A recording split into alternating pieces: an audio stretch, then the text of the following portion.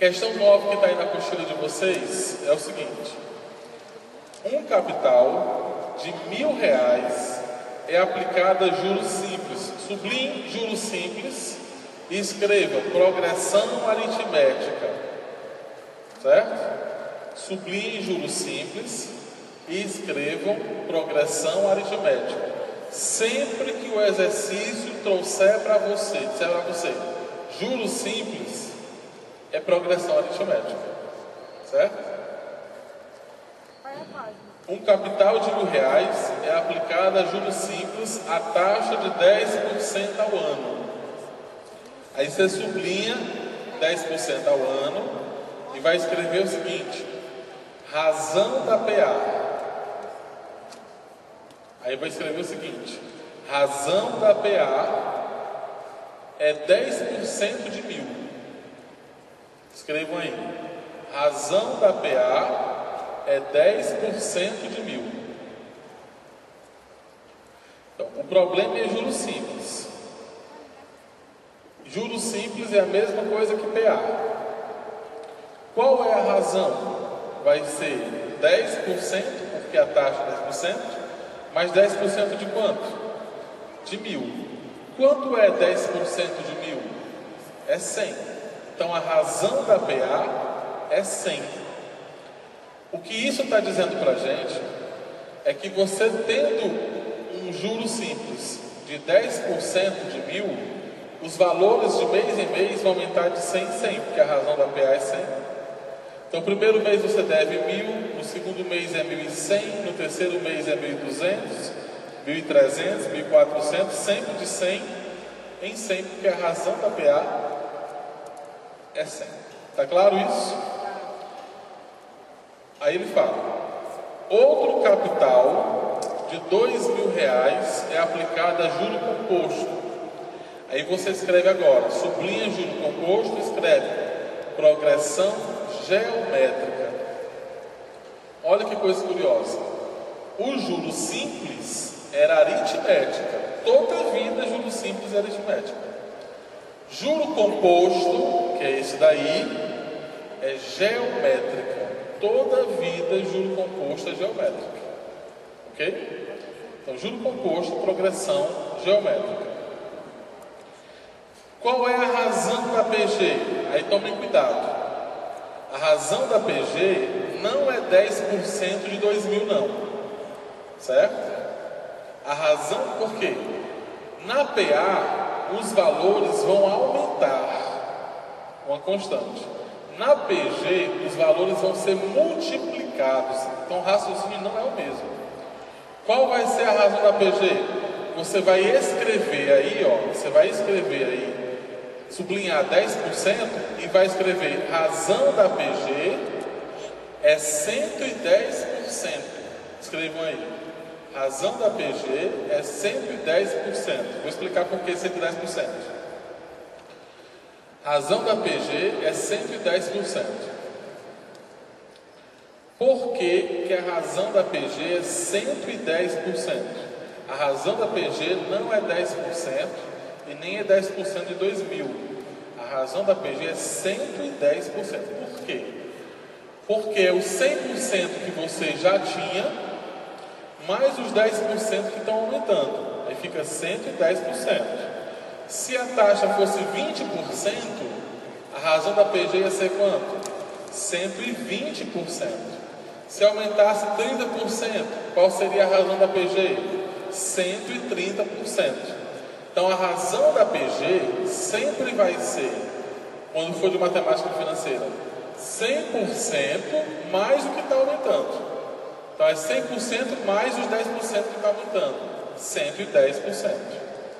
Se aumentasse 40%, qual seria a razão da PG? 140%. E assim por diante.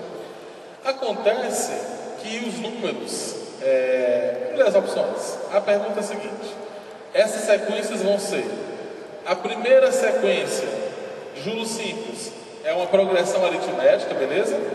Com a razão 1,1, correto? Tá certo? Não. Nós vimos que a razão era 100. B, uma progressão aritmética de razão 100. Tá certo aí? Até aí tá. E uma progressão geométrica de razão 0,1. Tá errado. Na razão da PG não é 0,1, é 110%. Letra C. Progressão aritmética de razão 10%. Errado. Letra D. Progressão aritmética de razão 1,10. Errado. Letra E. Progressão aritmética de razão 100. Até aí está correto. E geométrica de razão 1,10. Por que 1,10 está certo? Se eu disse a vocês que a razão era 110%. Simplesmente porque 110% e 1,10 são a mesma coisa. Escrevam aí, ó. 110%. Pessoal, esse porcento que a gente fala é dividido por 100. 110% é 110 dividido por 100. Então, 110% igual, escrevam aí, 110% é igual a 110 dividido por 100. Dividir 110 por 100 é fazer a vírgula vir para a esquerda, duas casas. 110 dividido por 100 dá exatamente 1,10. Beleza? Se fosse 120%, daria quanto? 1,20. 138%, 1,38. É até uma dica para você estar usando a calculadora, e às vezes a calculadora não tem percentagem. Aí você tem um objeto e diz assim, eu quero aumentar 20% nesse objeto. Então você digita o valor do objeto e multiplica por 1,2, 1,20. Aí você está aumentando 20%. Certo? Então, a nona questão, resposta letra E. A 10ª. Uma maneira muito útil de se criar belas figuras decorativas, utilizando a matemática, é pelo processo de autossemelhança, uma forma de se criar fractais. Informalmente, dizemos que uma figura é autossemelhante se partes dessa figura são semelhantes à figura vista como um todo. Um exemplo clássico é o do capete de Sierpinski, criado por um processo recursivo descrito a seguir. Então, eu vou explicar para vocês em vez de estar lendo aqui. O processo é o seguinte: você começa de uma figura cheia, com os 9 quadradinhos cheios, que é essa figura da esquerda aí. E aí você tira um quadradinho do meio. Quantos quadradinhos tem essa figura inicial? Quantos? Não, tem 9, não? 3, 3, 3, 9. Aí ele tira do meio. Na hora que ele tira do meio, ele cria a primeira imagem. Quantos quadradinhos pretos tem essa primeira imagem? Tem 8, concorda? Tem 8. Porque eram 9 e nós tiramos 1. Ficou 8. Aí o que ele faz? Esses 8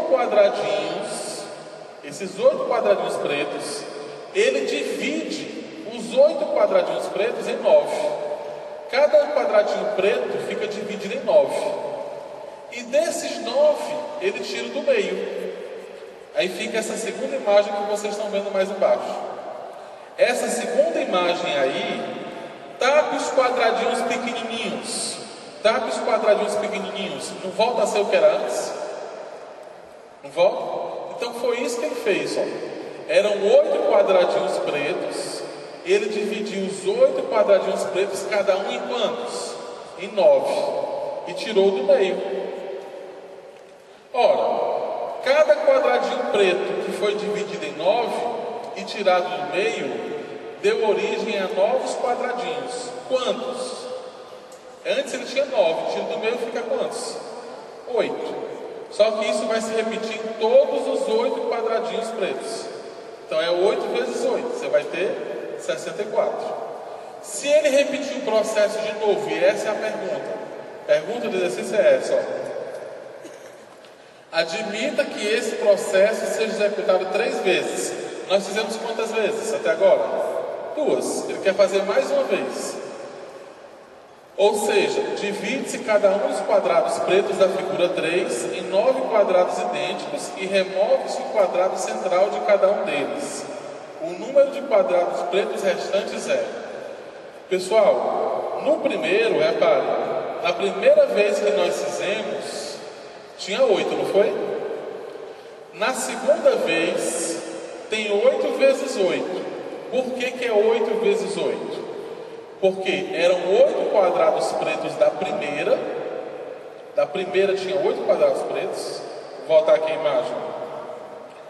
Na figura 2, vocês estão vendo aí, são 8 quadrados pretos. Cada um deles foi dividido em 9, mas foi tirado o que estava no meio. Então, se dos 9 foram tirados o que estava no meio, ficaram com 8. Cada um ficou com 8. Só que eram 8 quadradinhos, então é 8 vezes 8.